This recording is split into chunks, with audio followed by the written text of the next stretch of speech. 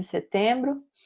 E essa aula, inclusive, eu fiz e já não coloquei hoje, não. Nós fizemos ano passado, na forma de palestra, a pedido da dona Francisca, e exatamente que palestra que nós poderíamos fazer no sentido de nos trazer um sentido, um conhecimento que desse sentido à vida.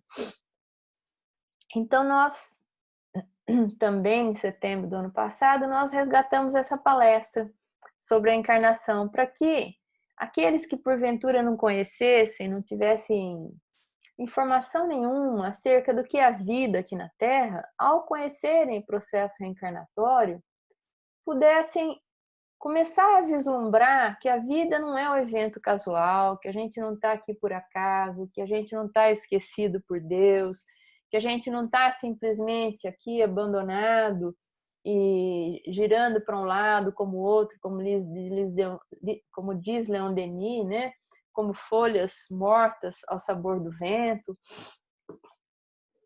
Então, conhecer o mecanismo, o processo encarnatório, tem uma série de consequências importantes para a nossa vida aqui como encarnados. Uma delas é exatamente nós entendermos um pouco mais o que nós estamos fazendo aqui, por que nós estamos aqui e o que nós devemos fazer em estando aqui, né? Como nós devemos agir, o que se espera de nós e mais, né?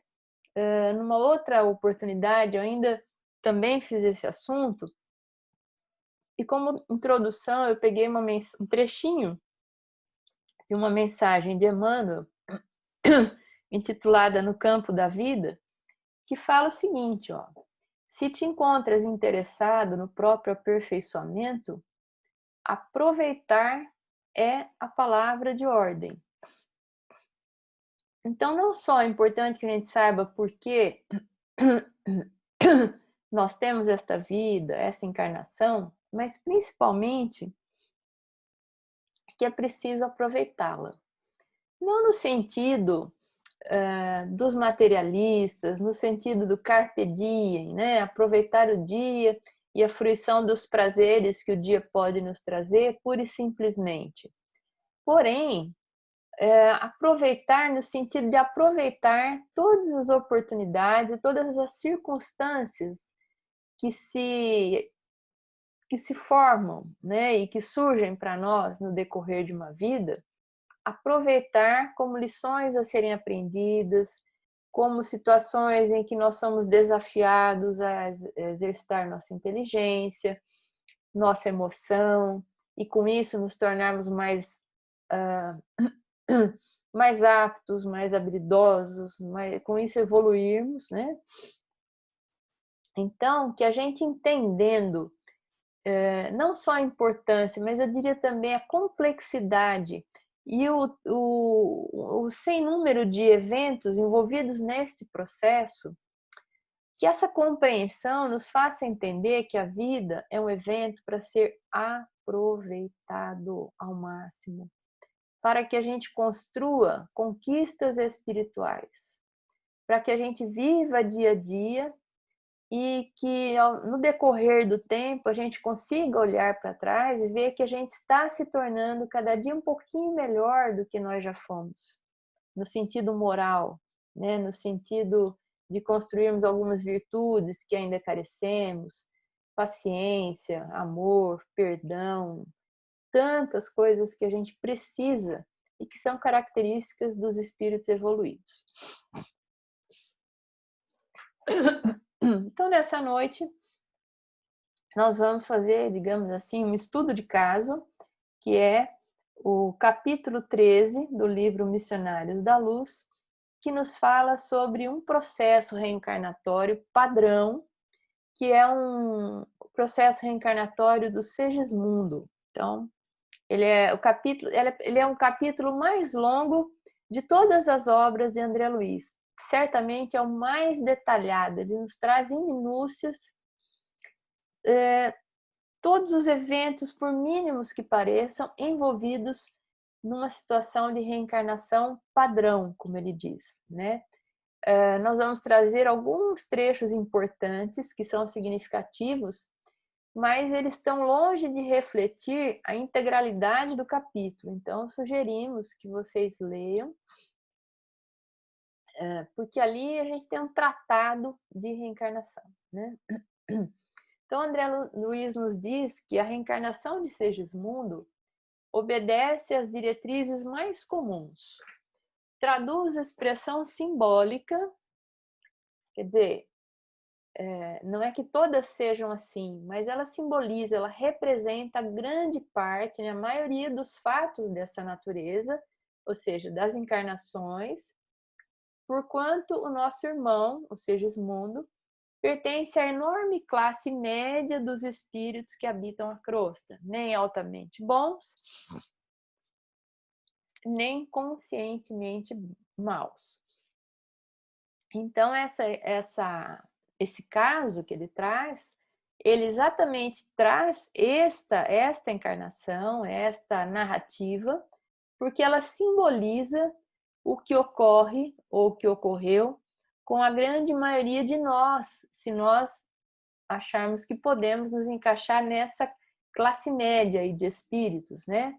Que não são altamente bons, certamente nenhum de nós ainda, e nem conscientemente maus. Às vezes a gente até faz o mal, mas não deliberadamente, não de propósito, né? Mas ainda como imperfeição. Então, podemos dizer que a reencarnação do Segismundo representa, basicamente, em linhas gerais, um padrão de encarnação que a nossa deve ter sido próxima, alguma coisa próxima a isso. Então, aqui nós vamos apresentar os nossos personagens, né? Nós temos aqui em cima, o que está em verdinho são os encarnados, o que está em lilás ou em rosinha, aí, dependendo de como aparecer a tela para vocês, são os espíritos que estão desencarnados, tá? Então, aqui no plano dos encarnados, nós temos o Adeline e a Raquel, que formam um casal, né? Que tem já um filhinho nesta presente encarnação, que é o Joãozinho, que tem por volta aí de seus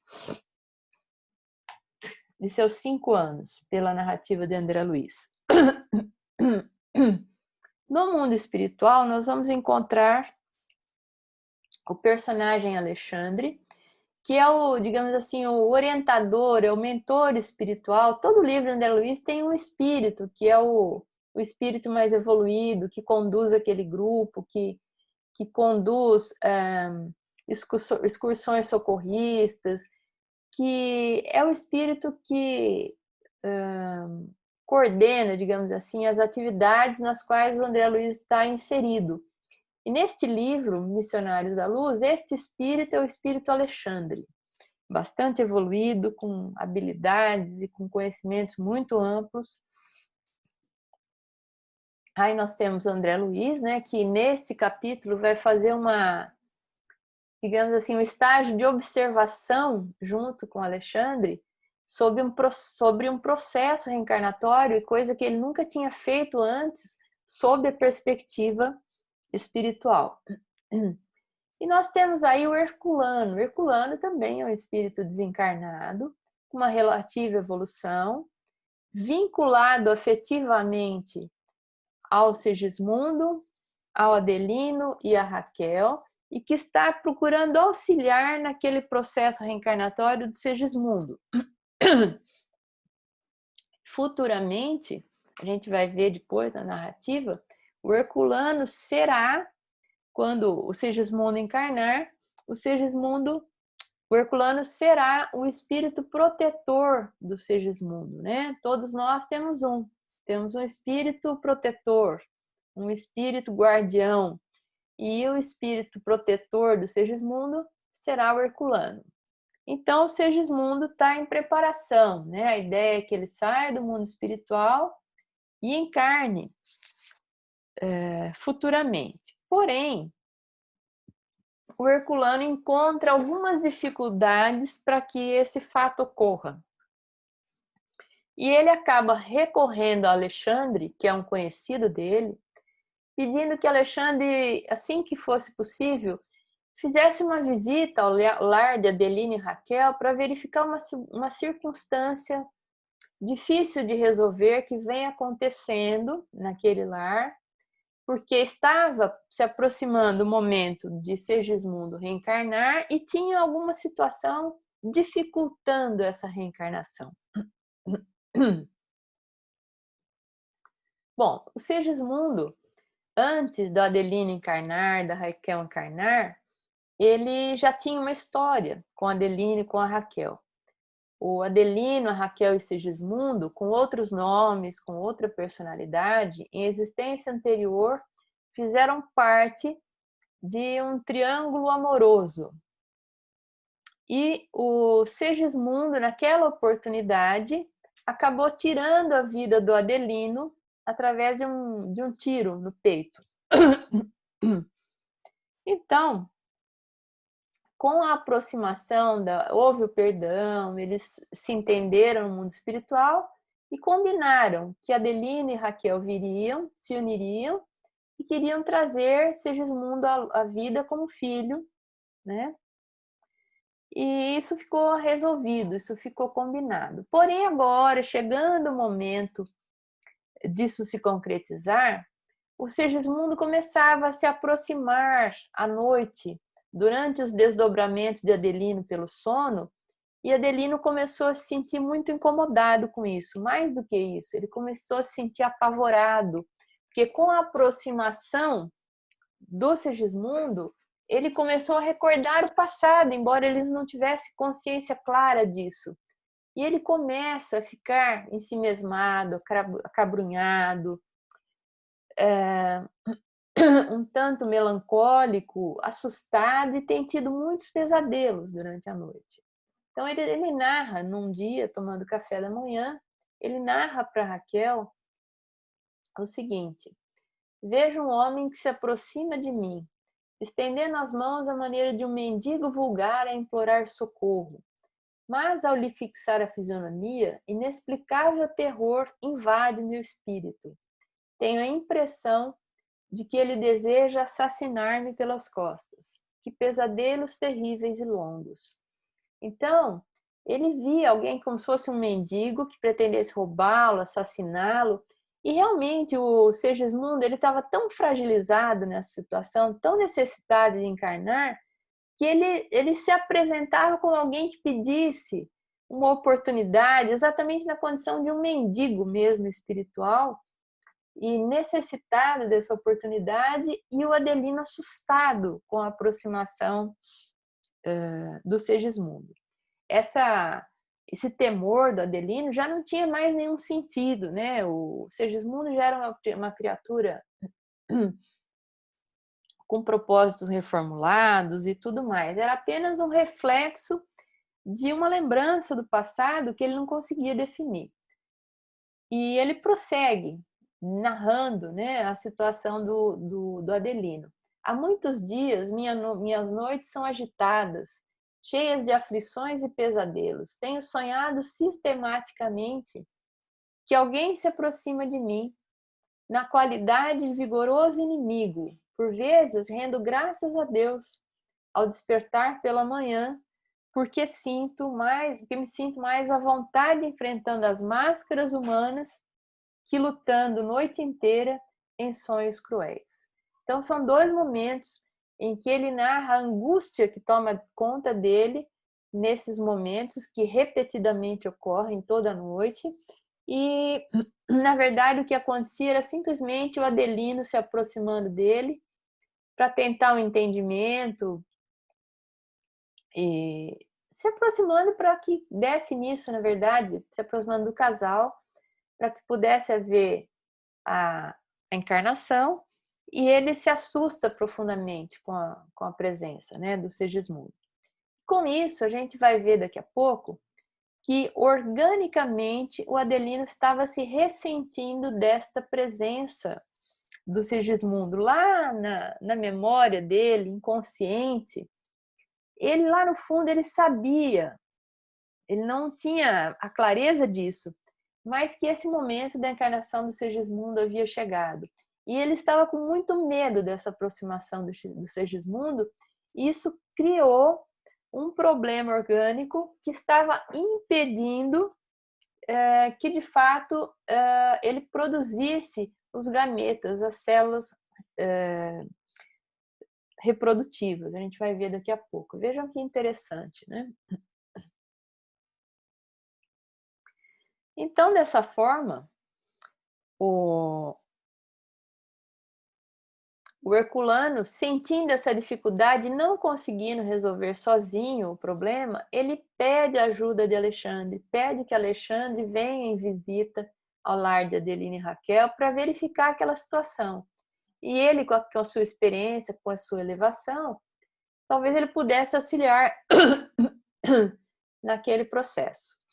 Então, Alexandre e André Luiz chegam num certo dia, no meio, na hora do almoço, em visita à casa de Adelina e Raquel, observam o casal, a relação do casal com a criança, e vão tomando assim pé da situação. O Herculano expõe as situações dos pesadelos de Adelino, e eles ficam ali no lar por algumas horas. E então o Adelino está cabisbaixo, ele responde monossilabicamente para Raquel, praticamente não conversa. E o menino, eles começam a inspirar o Joãozinho para que ele fale aquelas coisinhas lindas de criança, né? Mamãe, por que o papai está assim? Por que ele fica assim, tão triste? E ele sente um certo impacto ao perceber que a criança está percebendo que ele não está bem. E aí o Joãozinho diz a ele, inspirado, né, pelo Alexandre, que ele já sabia orar e que o pai dele nunca tinha visto, né? Aí o pai dele falou: ah, então hoje eu volto um pouco mais cedo e eu vou orar com você, né, antes de você dormir e tal. Então aquilo quebrou um pouco aquela fala do Joãozinho, né, inspirado, narrada no livro, que eles impõem as mãos sobre a cabeça do menino e vão transmitindo ideias no sentido do Joãozinho tirar o Adelino daquele estado mental. Aí mais tarde o Adelino, então depois do almoço o Adelino sai, vai para o trabalho, volta à noite, e aí tem uma cena muito bonita do Adelino indo colocar o Joãozinho para dormir. E aí o Joãozinho mostrando para ele as preces que ele já sabia fazer. Ele faz uma oração pelo pai, pelo Adelino, e aquilo toca o coração do Adelino profundamente. Mais uma vez, né, Alexandre inspirando o menino. E o menino faz uma oração pelo pai. E aí passa um tempo, Adelino adormece, já num estado emocional um tanto melhor, já preparado para o desdobramento noturno, né? Pela suave intervenção do Joãozinho aí, que quebrou aquelas cadeias mais pesadas, né? De tristeza, de medo, para falar a verdade, né? Que o Adelino estava sentindo. Então, Adelino adormece em desdobramento, se coloca, digamos assim, né, no plano espiritual. Sabemos que o corpo fica e o espírito e o perispírito fazem excursões pelo mundo espiritual, e ele se desdobra, e ali mesmo, naquela localização, próximo ao quarto, ele encontra o Herculano, que ele não vislumbra muito bem, nem André Luiz, nem Alexandre, mas ele dá de cara com o Segismundo. E, de novo, ele tem aquela reação de fuga, de medo, e aí o Alexandre se apresenta, se mostra a ele e fala: mas o que é isso, meu irmão? Você não se lembra do Segismundo? E começa a fazê-lo recordar daquela situação toda. E aí ele fala que ele tem medo, que ele sente que ele pode fazer algum mal. E aí o Alexandre vai lembrando, vai fazendo com que ele se recorde dos planos que os três, na verdade, né, o Adelino, o Segismundo e a Raquel fizeram para esta encarnação, que eles tinham muito a resgatar, que era uma oportunidade de ouro que ele daria para o Sigismundo, por que negar essa oportunidade a ele? E vai assim, com palavras de encorajamento, fazendo Adelino ver que aquele medo não tinha mais sentido, até que num certo momento ele cai em prantos, ele pede, o Sigismundo pede novamente perdão a ele perdoa. E é muito bonita a narrativa de André Luiz quando o Adelino realmente perdoa o Sigismundo, uma claridade invade o seu perispírito, se irradia, na verdade, do seu perispírito, e cadeias escuras e fluidos escuros se rompem e ele fica mais iluminado. E eles dizem, né, o Alexandre e o André Luiz, que a partir dali, perispiritualmente, ele ficaria numa condição muito melhor. E isso traria um impacto positivo na produção dos espermatozoides, que por um tempo estava interrompida. Olha que interessante. O Adelino, lá no fundo do seu coração, presumindo que era chegado o momento da encarnação do Sigismundo, por medo, ele havia entrado numa fase, numa situação de esterilidade transitória. Como reflexo daquele medo que ele sentia pela aproximação do Sigismundo, foi algo inconsciente, né? Mas ele parara de produzir espermatozoides, e com isso a fecundação estava impossibilitada. Então ele estava temporariamente estéril por uma causa espiritual.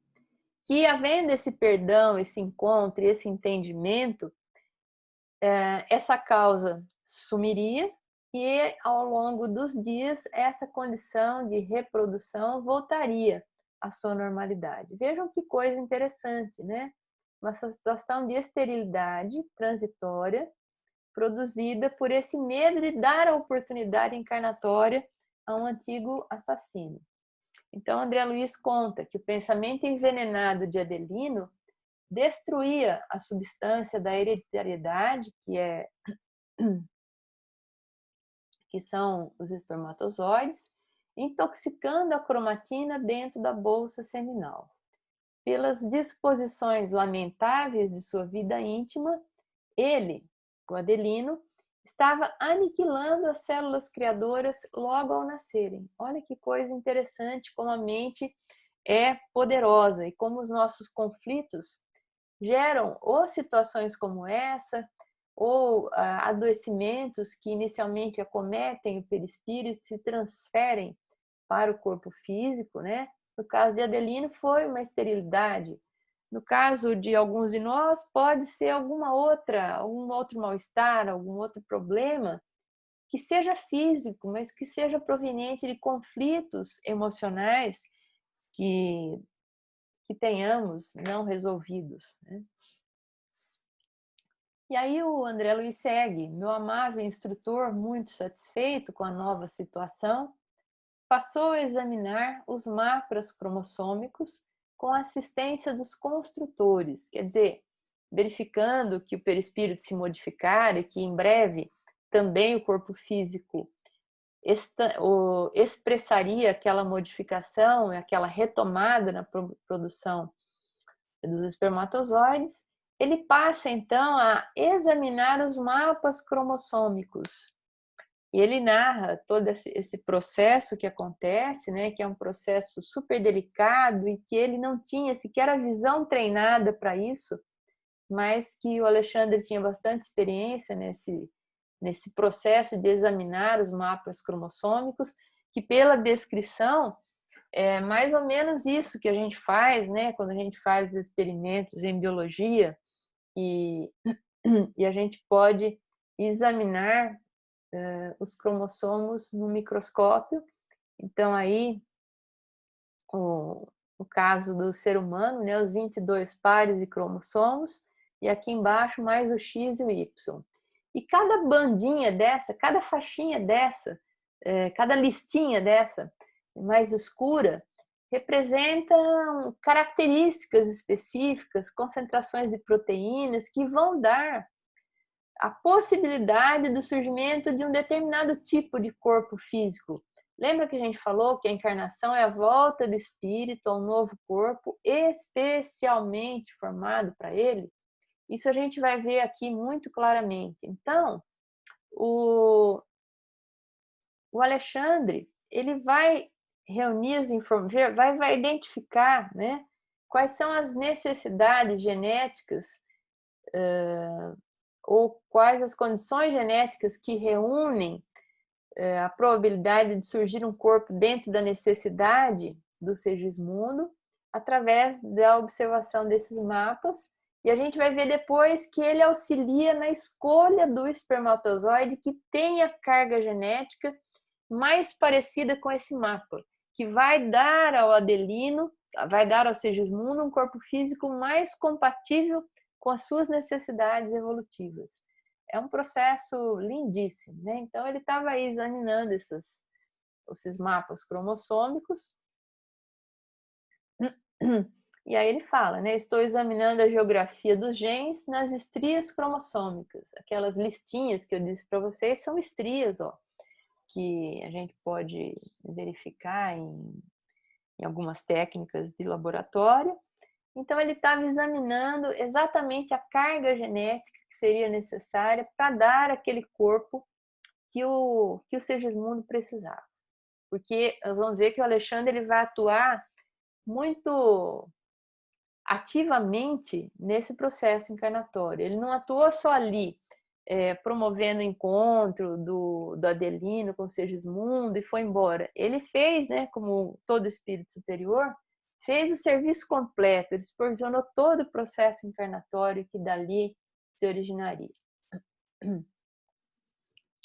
E aí, observando esses mapas cromossômicos, ele localiza uma situação que deveria ocorrer no futuro com o Adelino. Vejam, já observei o gráfico referente ao organismo físico que o nosso amigo receberá no futuro. Verificando de perto as imagens da moléstia de coração que ele sofrerá na idade madura, como consequência da falta cometida no passado. Lembram que eu comentei que o Adelino, a Raquel e o Segismundo fizeram parte de um triângulo amoroso, né?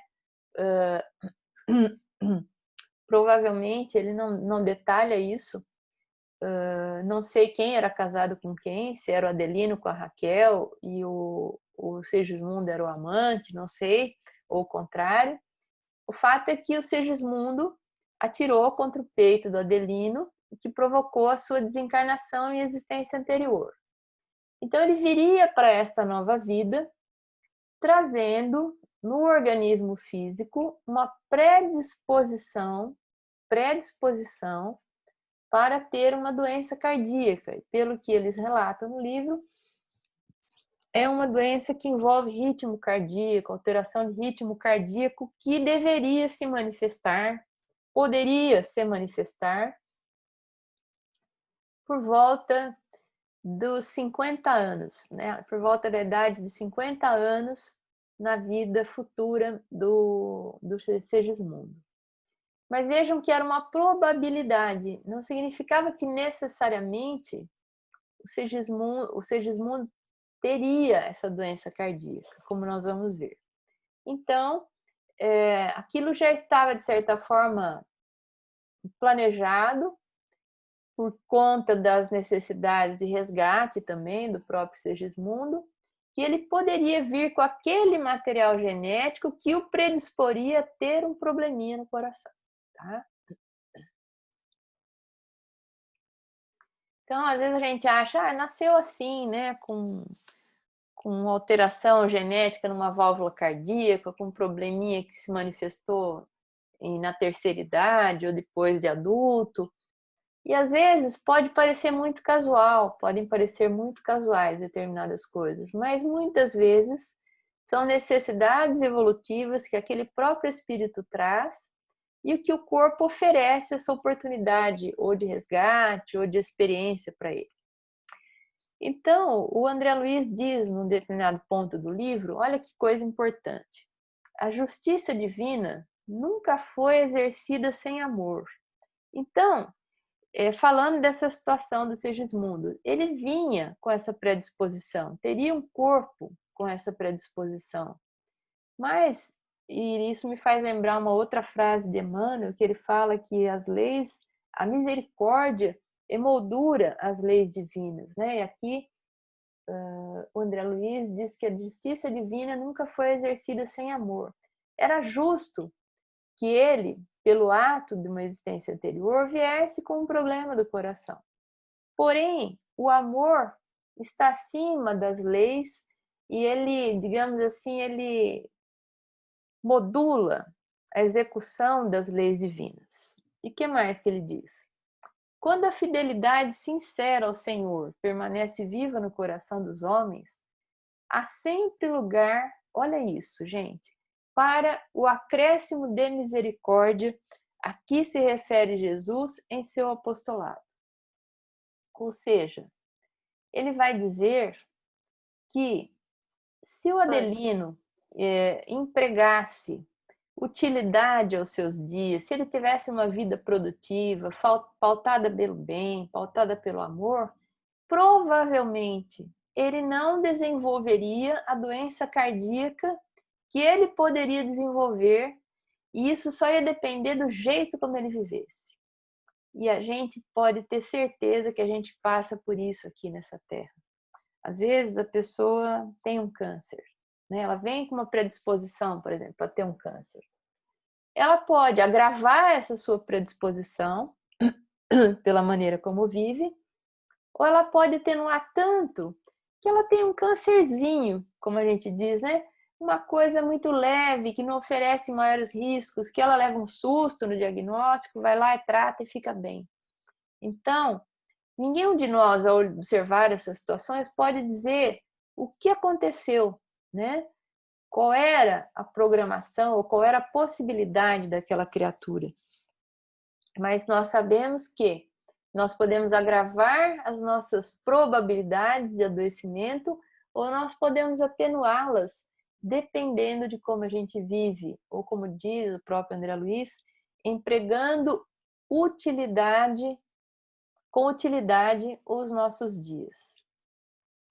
Então ele diz, olha, se o nosso amigo souber valorizar as oportunidades do futuro na vida de encarnado, né, possivelmente conquistará, olha aí, conquistará, não lhe será dado de graça, ele vai ter que trabalhar moralmente para conquistar o equilíbrio do aparelho circulatório, quer dizer, a saúde do sistema circulatório, do coração no caso, mantendo-se em serviço de iluminação por abençoado tempo de trabalho terrestre.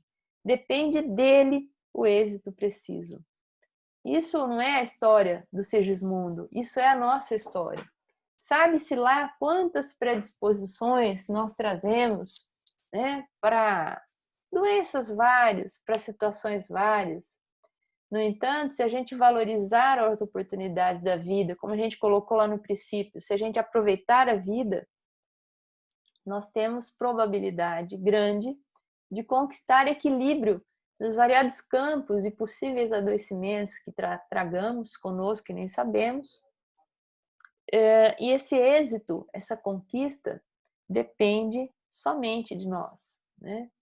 Então, a gente se lembra da primeira epístola de Pedro, quando diz assim, acima de tudo, porém, tendes amor intenso uns para com os outros, porque o amor cobre a multidão dos pecados. Vejam, ele não tinha que sofrer do coração porque ele matou o Adelino lá atrás.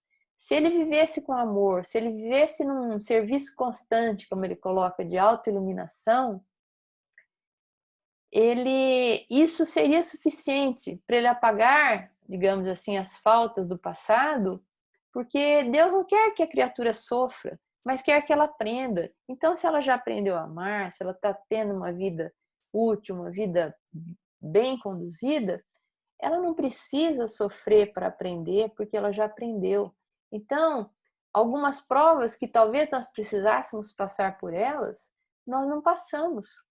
Quando nós aprendemos o caminho pela inteligência, quando nós aprendemos a trilhar o caminho do bem, pelo amor, por uma transformação pessoal no sentido do bem, né?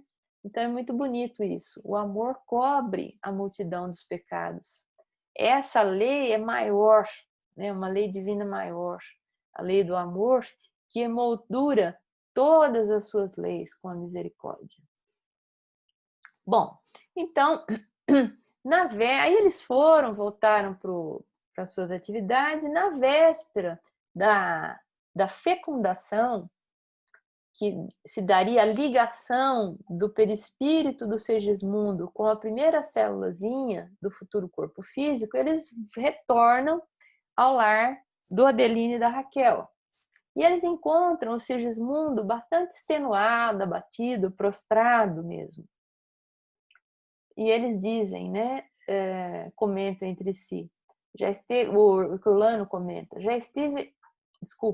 o Segismundo comenta, já estive mais animado, falece-me a energia, sinto-me fraco, incapacitado, tenho receio de novos fracassos.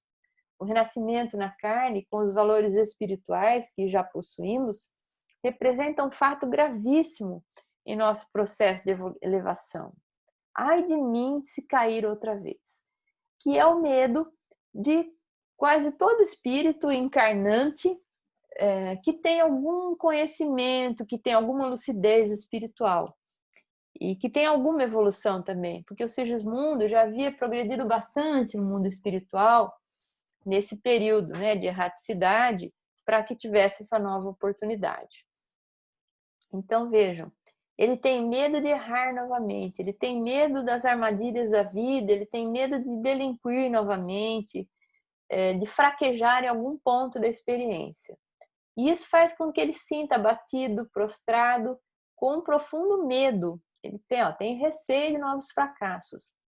E lembram que nós dissemos que quando o espírito não está suficientemente encorajado, motivado para a encarnação, ele pode se arrepender no meio do caminho e com isso provocar uma quebra entre aquele liame perispiritual que o liga ao corpinho físico que se forma, e isso acabar gerando um aborto espontâneo, né?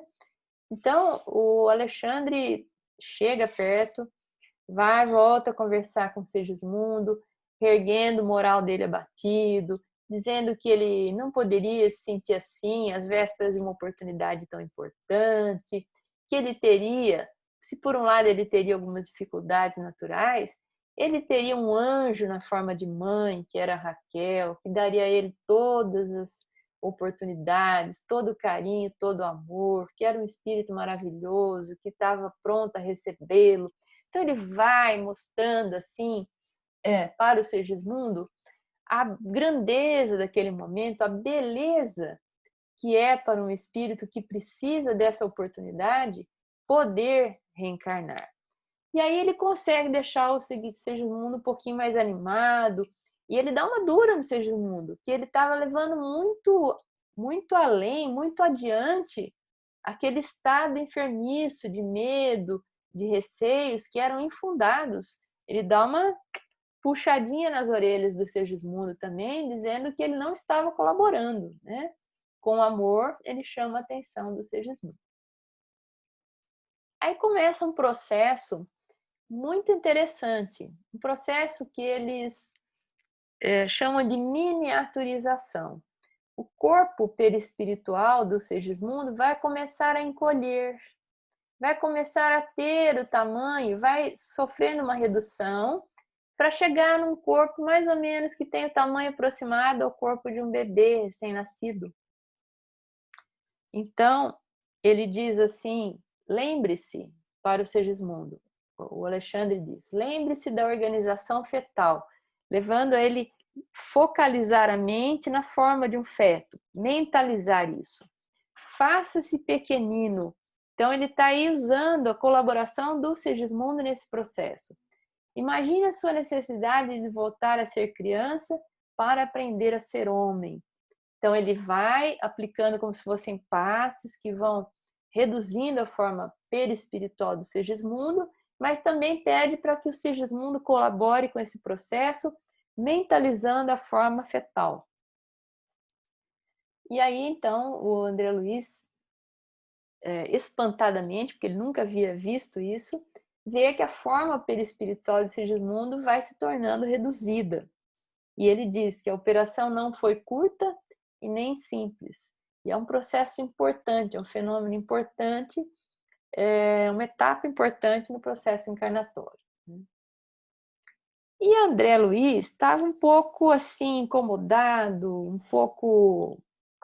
talvez não seja a palavra, um pouco receoso, porque ele ficava pensando, bom, agora, né, o Segismundo já está miniaturizado. Nas próximas horas vai haver a relação física, a relação sexual entre o Adelino e a Raquel. E aí ele ficou se perguntando em que momento eles atuariam, né? Será? E ele faz essas considerações. E eram pensamentos que passavam na cabeça dele. Será que eles vão ter que devassar, né? Será que eles teriam que devassar a intimidade do casal para fazer esse processo de ligação daquela forma miniaturizada do Segismundo com o óvulo fecundado, recém-fecundado? Em que situação eles trabalhariam, né? E o Alexandre, espírito superior como era, foi captando as projeções mentais, as preocupações do André Luiz e sorriu, né? E esclareceu o André. Ele sorri em silêncio, né? Da falta de experiência do André e dos pensamentos que povoavam a cabeça do André Luiz. E aí ele esclarece: não será necessária a nossa presença no ato da união celular. Como eles são elegantes, né? No ato da união entre marido e mulher. Semelhantes momentos no tálamo conjugal, olha que bonito, são sublimes e invioláveis em lares em bases retas. Ou seja, a união entre um casal, a união sexual é algo assim sublime, como ele está aqui colocando, e inviolável, e indevassável em lares em bases retas. Depois, nós não vamos ter tempo para desdobrar isso aqui, vocês dêem uma procuradinha lá, o que seria um lar, né? Que seria uma relação entre duas pessoas estabelecida em bases retas. Lá o Alexandre coloca. Coisa que não acontece em situações de promiscuidade, de abusos, onde a relação entre as pessoas ela é violável e ela não é sublime. Então, participam dessa ligação sexual outros espíritos, nada elevados muitas vezes, né? Dependendo da maneira como o sexo é realizado. É só um parênteses aqui. E ele diz, né? Então temos tempo, não será necessária a nossa presença, devassando a intimidade deles e tal. E ele diz, olha, o elemento masculino, quer dizer, o espermatozoide, deve fazer extensa viagem antes de atingir o seu objetivo. O objetivo do espermatozoide é o óvulo, né? E o óvulo normalmente ele é fecundado fora do útero, fora, ali próximo aos ovários, no comecinho das trompas. Então, o espermatozoide tem que percorrer um trajeto relativamente grande para ele. E isso leva algumas horas, né? Então ele fala, olha, antes de atingir o seu objetivo, o elemento masculino, que é o espermatozoide, deve fazer extensa viagem. Temos tempo. Aí o André Luiz fica calmo, né? Porque ele sabe que ele não vai ter que violar a intimidade de ninguém. E aí, depois, decorrido um tempo, houve a união entre o Adelino e a Raquel, eles adentram ao aposento conjugal quando eles já estavam dormindo. E André Luiz relata a seguinte cena, veja o nível de detalhamento, no capítulo isso é muito mais detalhado. Repousavam dois corpos que a bênção do sono imobilizara, mas ali mesmo, Adelino e Raquel nos esperavam em espírito, conscientes da grandeza da hora em curso. Qual é a hora em curso? Raquel vai receber nos braços o corpo perispiritual de Segismundo em forma de criança. Não haverá ainda não haverá o momento da fecundação e nem da ligação do perispírito com o corpo. Os dois estão dormindo, Adelino e Raquel se desdobram, saem do corpo, e ali no quarto, existe um número grande de espíritos amigos, é uma cena espiritual lindíssima. Assim que a Raquel sai, ela se encontra com a sua mãezinha e com a sua avó, e ela percebe as duas, e o Adelino se encontra com outros espíritos amigos. Então vejam, né, o processo de desdobramento, a ligação do perispírito através desse cordão fluídico, chamado de cordão de prata, entre os esotéricos. E vejam a cena que é narrada por André Luiz. Mais de 100 amigos se reuniam ali, prestando afetuosa homenagem. 100 amigos espirituais, né? Amigos do Xismundo, amigos da Raquel, amigos do Adelino, estão ali para, digamos assim, participar daquele momento de festa espiritual, e haviam enchido a câmara de flores de luz. Que flores são essas, né? São flores fluídicas que eles construíram através de suas vibrações amorosas e carinhosas para com Raquel, para com Adelino, para com Segismundo, que os três passam ali por um momento grandioso que marca um dos processos importantes do fenômeno da reencarnação. E aí ele faz um destaque, o André Luiz, para o gesto de Raquel. Ela percebe que ela vai receber nos braços o filho, então ela diz: boníssimo amigo, se é possível, desejaria receber meu novo filho de joelhos. Né? Raquel, ela já tinha uma evolução grande, ela tinha noção mais do que Adelino da grandeza, da beleza e da importância daquele momento. Então, Alexandre faz uma prece e diz que, nesta prece, André Luiz relata que uma coroa sublime, sustentada por espíritos muito superiores a nós, diz ele, que eu não podia ver, descansou sobre a fronte de Raquel. Olha que coisa linda. Coroa de flores fluídicas, enfeitando a fronte de Raquel, trazida por espíritos muito superiores a eles, que também participavam, né, e velavam, digamos assim, por aquele processo reencarnatório, para que tudo ocorresse bem, e que vinham ali num momento de festa espiritual, né, trazer suas expressões os seus votos, né, de carinho e esperando que tudo corresse bem.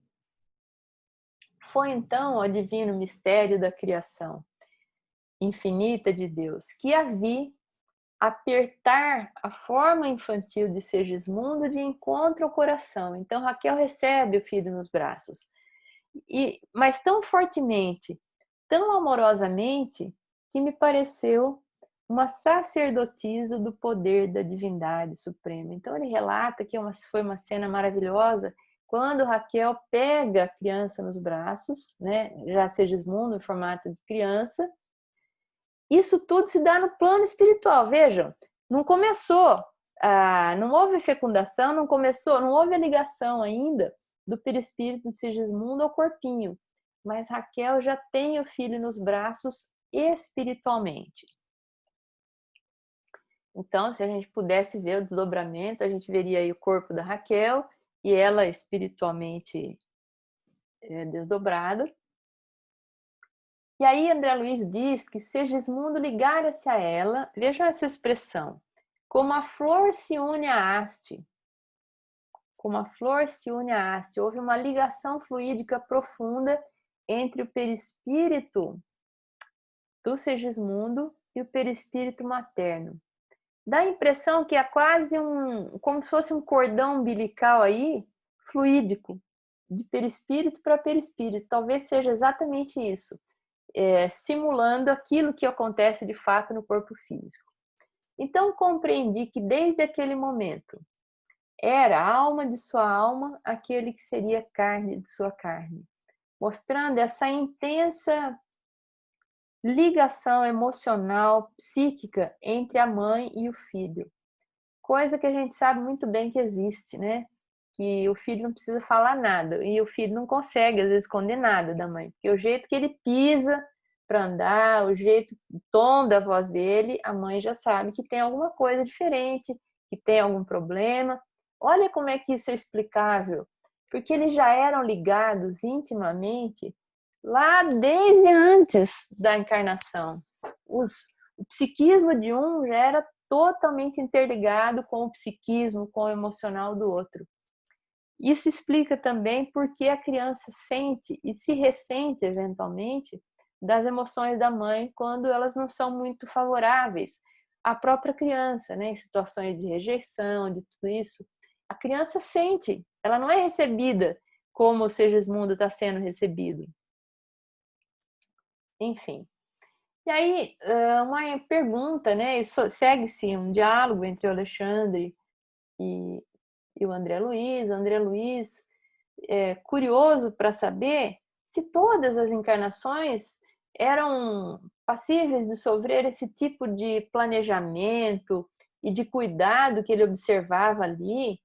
E aí ele pergunta para o Alexandre: e se a encarnação se desse em face a desvarios desequilibrantes, a situações onde o casal não é talvez tão bem constituído como Adelina e Raquel, onde não existe um lar em bases retas, onde talvez não exista sequer um lar, enfim, situações que a gente pode imaginar aí, é só abrir os jornais, né? De miséria humana, de miséria moral, e em que também ocorrem reencarnações. Então vejam, se a reencarnação se desse em face a desvarios desequilibrantes, aí vem uma resposta linda de Alexandre. O diamante perdido no lodo por algum tempo não deixa de ser diamante. Diamante, no caso, é a maternidade e a paternidade. Aí ele diz: a paternidade e a maternidade em si mesmas são sempre divinas. E em todo lugar desenvolve-se o auxílio da esfera superior, desde que se encontre em jogo o trabalho da vontade de Deus. Então, a encarnação é uma necessidade aos espíritos, né, para a evolução. E a paternidade e a maternidade são as vias pelas quais essa encarnação se dá. Então, está aí em jogo uma lei maior, a vontade de Deus, digamos assim, e que sempre há o auxílio da esfera superior. Depois ele complementa dizendo que nem sempre é possível que esse auxílio seja levado a efeito de uma forma tão boa como no caso do Segismundo, que tinha como pai lá o Adelino, a Raquel e tudo mais. Mas que auxílio sempre existe. Existem sempre espíritos superiores interessados naqueles processos. Após acompanhar profundamente absorto no serviço a marcha dos minúsculos competidores que constituíam a substância fecundante, identificou o mais apto. Então, a gente sabe aí que numa relação sexual, por volta aí, vou chutar uma média, mas de 60, alguns relatam até 300 milhões, é muita coisa, né, de espermatozoides nessa substância que ele chama de substância fecundante. E então ele vai observar essa substância fecundante. Segundo depreendi, o André Luiz diz, ele, Alexandre, podia ver as disposições cromossômicas em todos os princípios masculinos em movimento. Ele via, digamos assim, a carga genética de todos os cromossomos em movimento, milhões deles, presidindo ao trabalho prévio de determinação do sexo. Então, ele ia já separar o que era Y do que era X, né? A cromatina sexual. Com isso, ele já eliminaria metade dos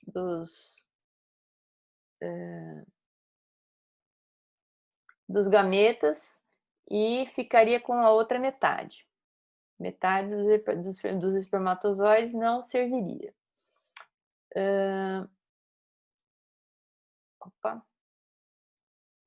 Vamos voltar um pouquinho aqui.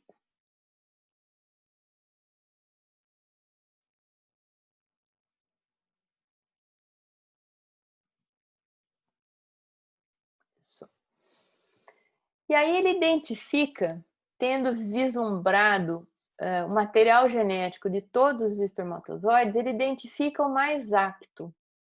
E veja a definição do espermatozoide mais apto que André Luiz nos dá sob a perspectiva espiritual. O mais apto não é o mais saudável, o mais rápido, não é o mais o que tem melhores condições de mobilidade e tudo mais. Mas o mais apto, espiritualmente falando, é aquele que traz a carga genética mais compatível com aquele mapa cromossômico inicial, que vai dar um corpo físico o mais parecido possível com aquilo que o Segismundo vai precisar nessa vida. Então, o mais apto é aquele espermatozoide que tem essa carga genética. Então, veja, a célula masculina que atinge o óvulo em primeiro lugar para fecundá-lo não é a mais apta no sentido de superioridade, mas no sentido de sintonia magnética que vai ter relação com a carga genética e com a estruturação do futuro corpinho do encarnante. Ele identifica o mais apto, o Alexandre, e aí ele fixa nele, fixando nele seu potencial magnético, dando-me a ideia de que o ajudava a desembaraçar-se dos companheiros para que fosse o primeiro a penetrar a pequenina bolsa maternal, que é o óvulozinho, né, que nem é tão pequeno assim, que vai ser fecundado. Então, os espermatozoides estão lá correndo na direção do óvulo. O Alexandre examinou e descobriu que tinha um ali que era o que tinha uma carga genética melhor para dar o corpo futuro que o Segismundo precisava. E aí ele deu uma carga extra de energia, né? Fluídica, de energia de fluidos vitais ali sobre aquele espermatozoide, ajudando ele a se desembaraçar dos demais e a ser aquele que de fato vai fecundar o óvulo. Interessante, né? A gente nunca imaginou isso sob a perspectiva espiritual. Então aqui a gente vê uma célula, um óvulo, que ele é muito maior do que o espermatozoide, recoberto por uma nuvem de espermatozoides, e só um vai adentrar essa célula, vai romper a membrana, vai adentrar a célula e vai promover então a fecundação. Vejam aqui mais de perto a membrana celular, né, do óvulo, que depois de fecundado passa a ser chamado ovo ou zigoto, e os espermatozoides com a carga genética aí nessa parte mais abaulada, ele assim que penetra a célula, ele perde esse rabicho, esse flagelo, e entra só o material genético. O elemento focalizado, né, o espermatozoide que o Alexandre focou, ganhou nova energia sobre os demais e avançou rapidamente na direção do alvo. E aqui a gente tem só uma ilustração, imaginamos que seja alguma coisa assim que acontece, né?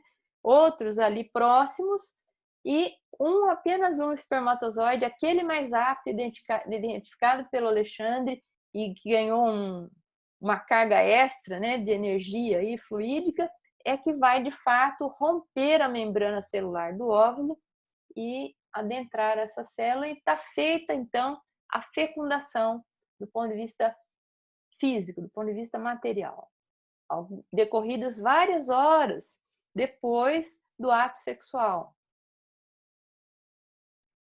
E aí o André Luiz faz uma descrição. A célula feminina, ou óvulo no caso, né, sofreu a dilaceração da cutícula, quer dizer, da membrana celular, que se rompe para a entrada do espermatozoide, a maneira de pequenina embarcação torpedeada, e enrijeceu-se de modo singular, cerrando os poros tenuíssimos como se estivesse disposta a recolher-se às profundezas de si mesma, a fim de receber face a face o esperado visitante e impedindo a intromissão de qualquer outro dos competidores que haviam perdido a primeira posição na grande prova.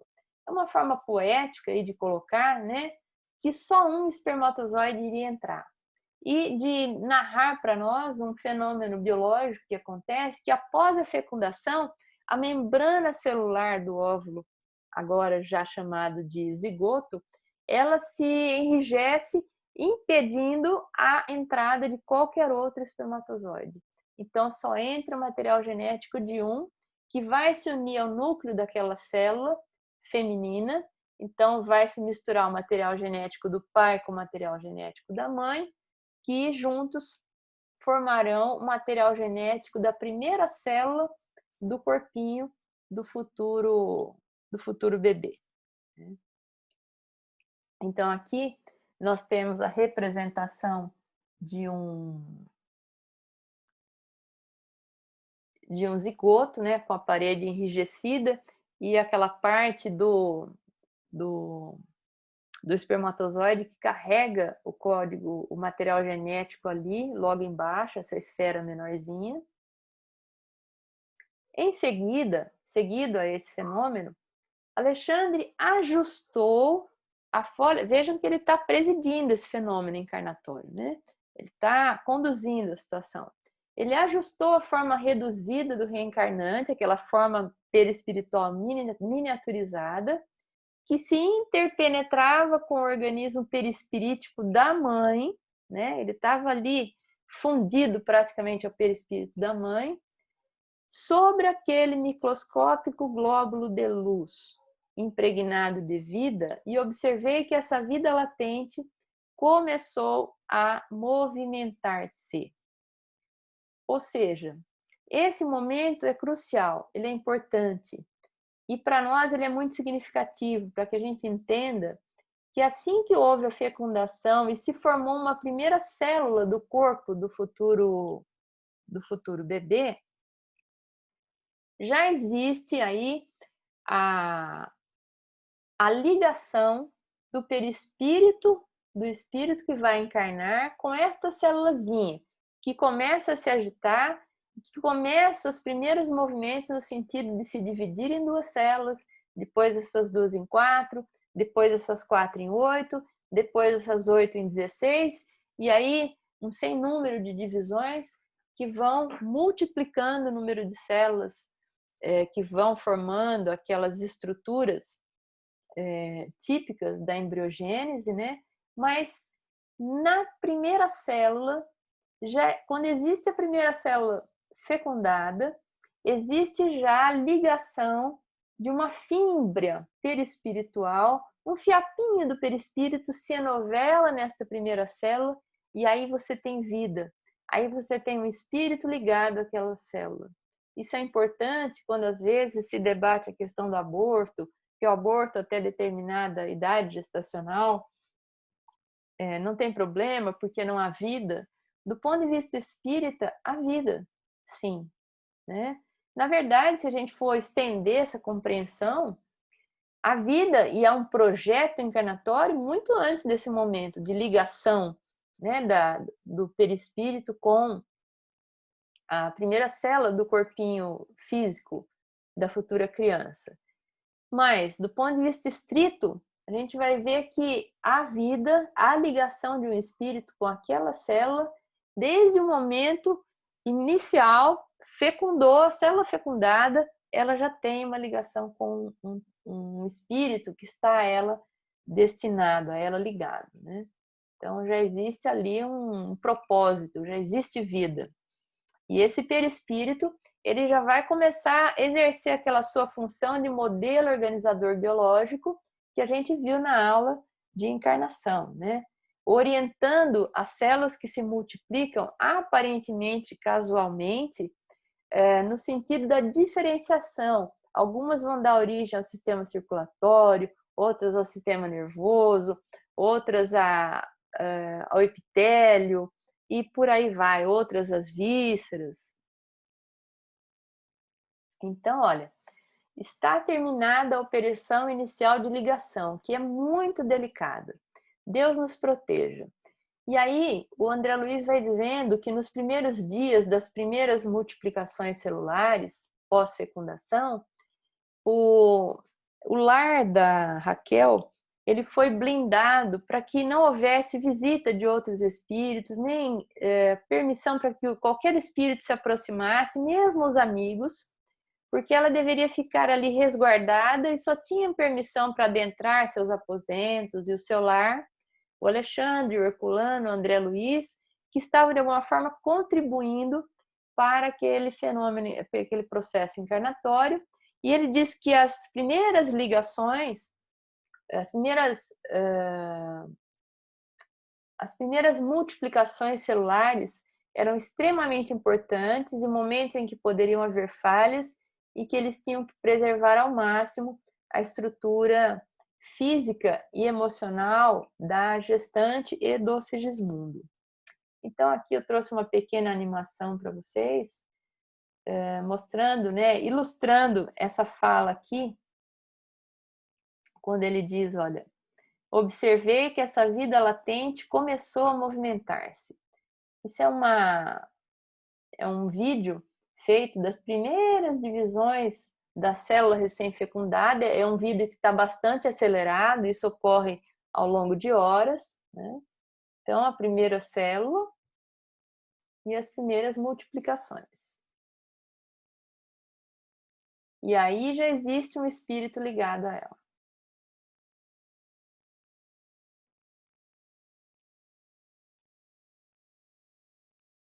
E nessas primeiras divisões celulares, se tem uma probabilidade grande, dependendo do caso, de falhas, de quebras cromossômicas, e às vezes isso pode resultar em alguns problemas congênitos, algumas anomalias, né, que o bebê traz ao nascer.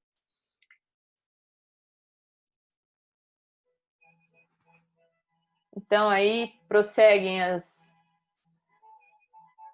multiplicações.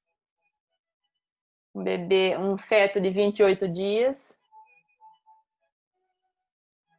Outro um pouquinho mais avançado.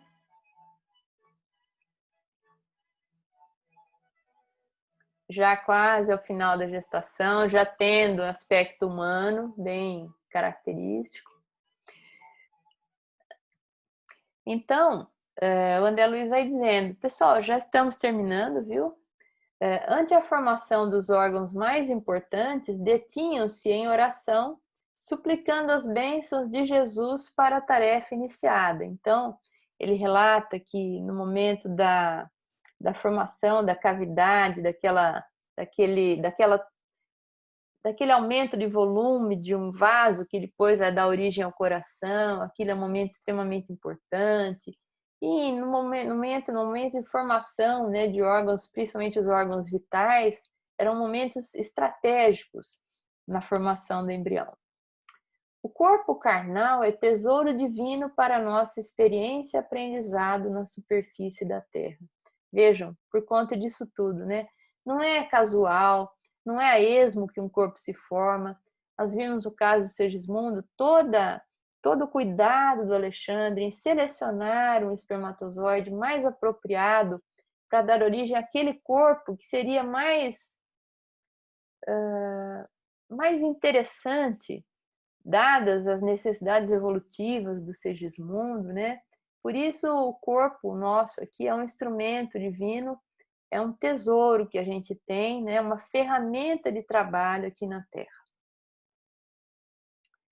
Herculano, diz o André Luiz, permanecerá em definitivo junto de Segismundo na nova experiência até que ele atinja os 7 anos. Após o renascimento, ocasião em que o processo reencarnacionista estará consolidado. Lembra que a gente explicou que a encarnação ela não finaliza com o nascimento do bebê, mas essa é uma das etapas quase finais, mas que ela se conclui, que ela continua se consolidando ainda nos primeiros 7 anos, né? Depois desse período, a sua tarefa de amigo e orientador, a tarefa do Herculano, será amenizada, visto que seguirá o nosso irmão em sentido mais distante. Então faz sentido, né? Quando se sabe no conhecimento popular, ou se faz oração para o anjo da guarda da criança, que a criança tem um anjo da guarda, e tem, né? Na verdade, todos temos um espírito protetor. Mas as crianças, por essa fragilidade, por esse período, nos primeiros 7 anos, em que a encarnação está ainda se consolidando, ela tem um espírito protetor, que será o seu protetor ao longo da vida, muito próximo a ela. E depois disso, esse espírito ele vai se distanciando um pouco, não vai havendo necessidade de estar mais tão justaposto à criança, mas estará sempre ligado mentalmente àquele espírito encarnado, porque ele tomou isso como uma missão.